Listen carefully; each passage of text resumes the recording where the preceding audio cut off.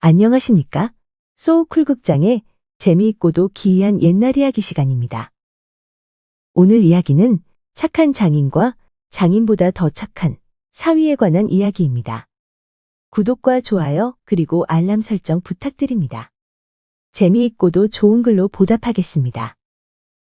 옛날 평양에 전장복이란 사람이 있었는데 큰 부자였다.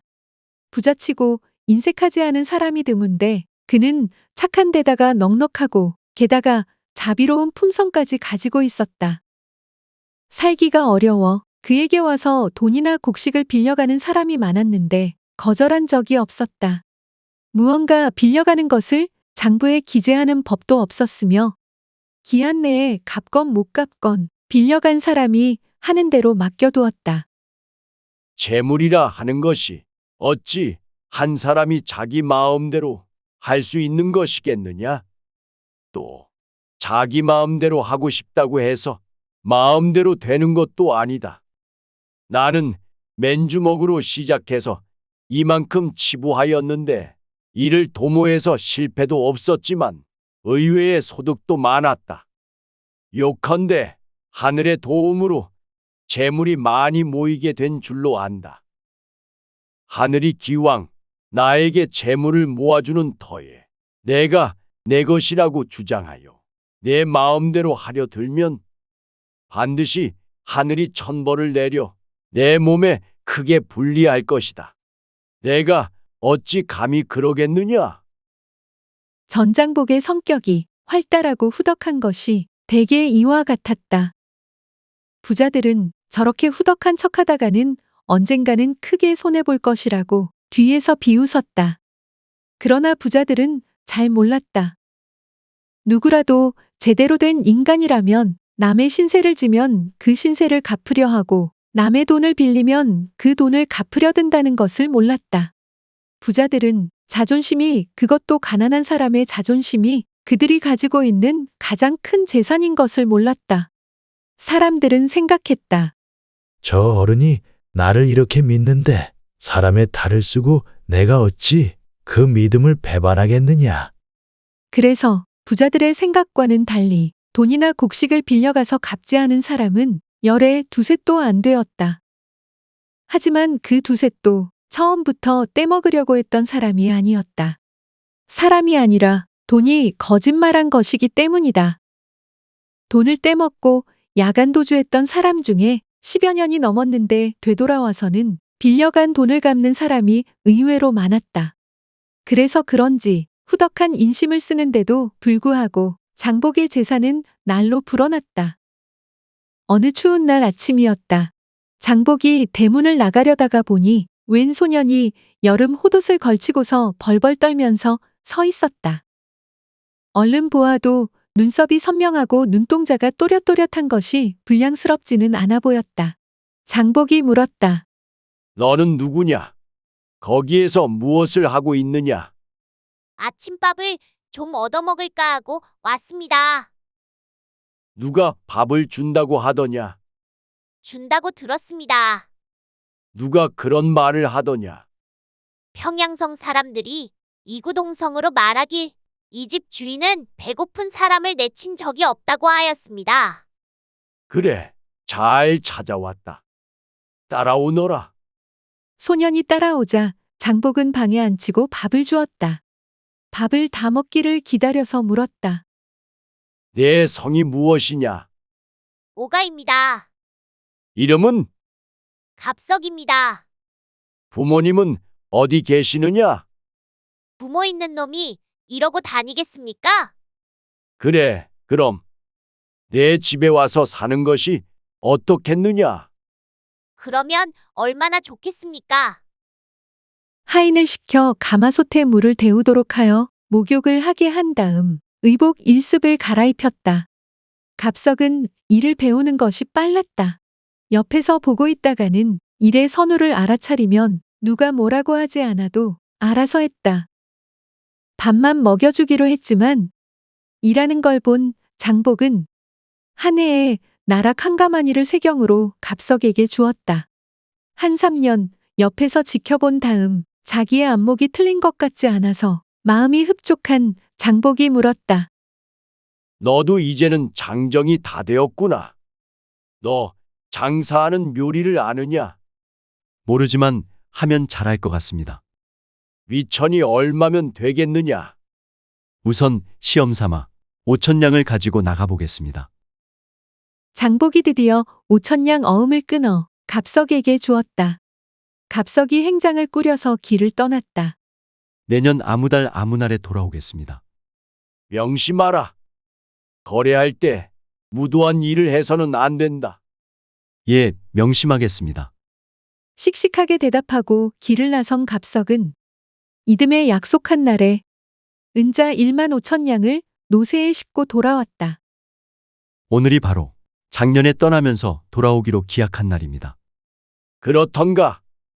나는 애당초 기억도 하지 않고 있었다. 제가 스스로 저를 시험해 보니 20,000냥은 감당할 수 있을 것 같습니다. 20,000냥을 주시면 다시 한번 나가보렵니다. 장복은 갑석의 말대로 20,000냥 어음을 끊어주었다. 내년 아무 달 아무 날에 돌아오겠습니다. 이번에는 장복이 벽에 일자를 적어두었다. 그랬는데 과연 그날 갑석이 돌아왔다. 그런데 거짓골이었다. 죄송합니다. 이번에는 뜻대로 안 되었습니다. 장사를 하다 보면 그럴 수도 있지. 엎질러진 물이다. 신경 쓰지 마라. 말하면서 갑석의 얼굴을 보니 비가마기 짝이 없었다. 20,000냥이면 수만 평의 전답을 살 만한 돈이니 그럴만도 했다.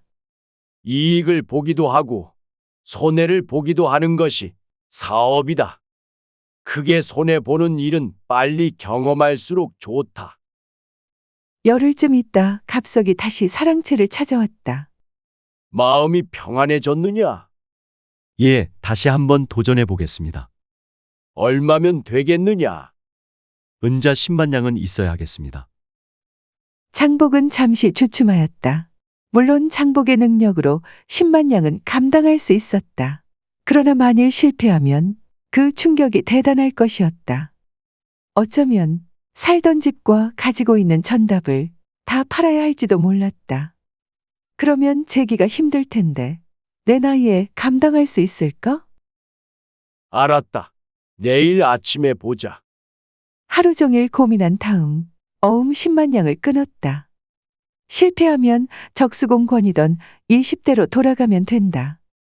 그렇게 마음을 먹자 희한하게도 예전 젊은 시절의 혈기가 되살아나는 것 같기도 했다. 다음 날 아침 장복은 100,000냥 어음을 주었다. 이번에는 기한을 넉넉히 주십시오. 3년 후 아무 달 아무 날에 돌아오겠습니다. 이번에도 장복이 벽에 일자를 적어 두었다. 그랬는데 과연 3년이 지난 그날 금괴 수십 덩어리를 싣고 갑석이 돌아왔다. 약속한 날짜에 돌아왔습니다.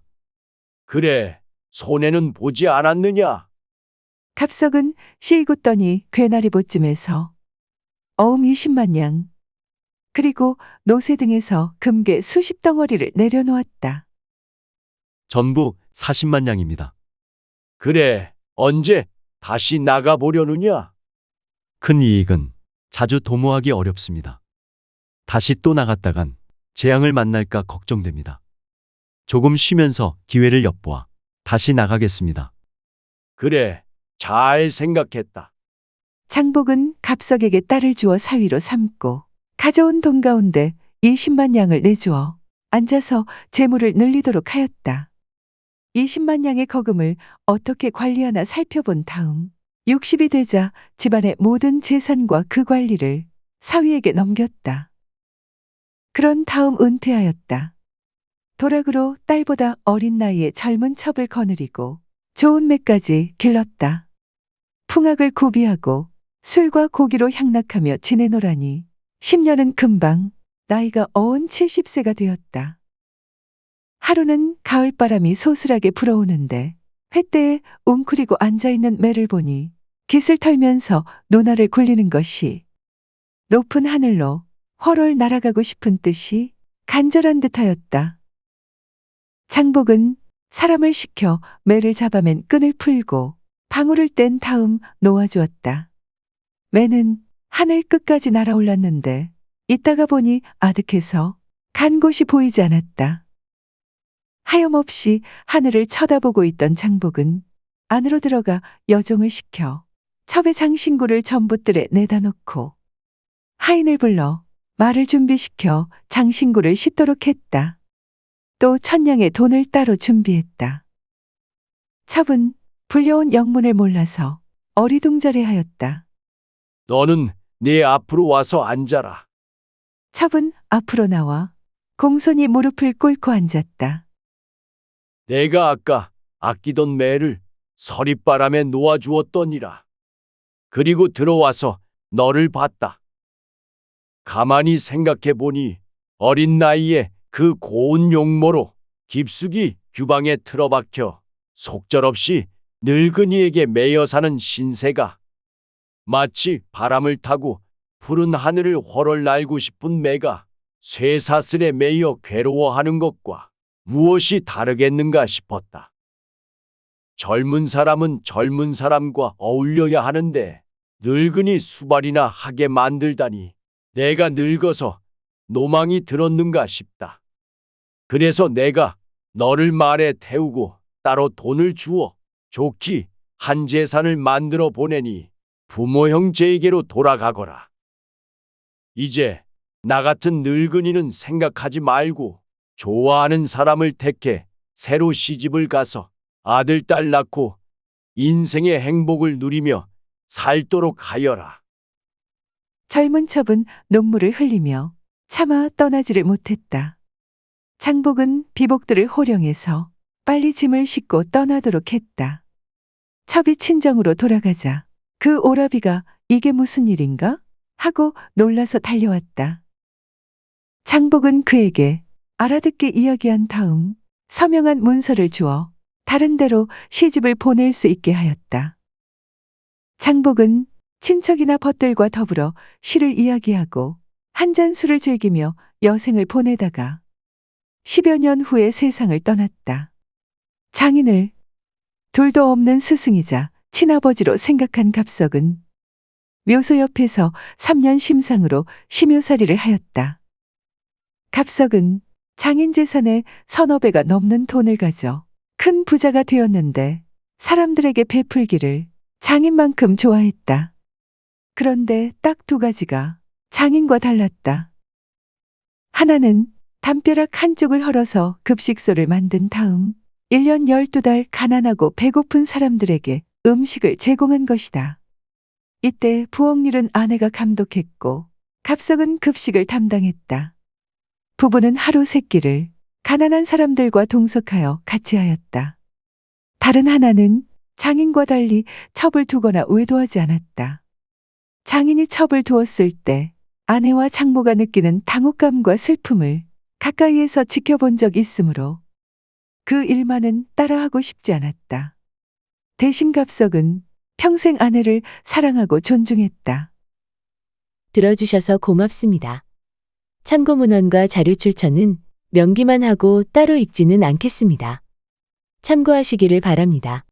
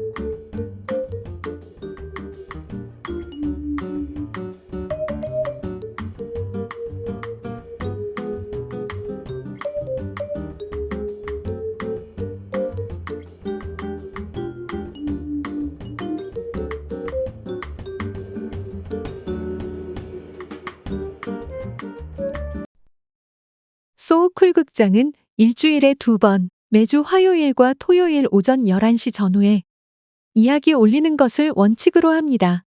하지만 여건이 되면 목요일에도 가끔 올리겠습니다. 반면에 쇼츠는 틈을 봐서 일주일에 3편 정도만 올리도록 하겠습니다. 고맙습니다. 다음에 만날 때까지 건강하시기를 기원합니다.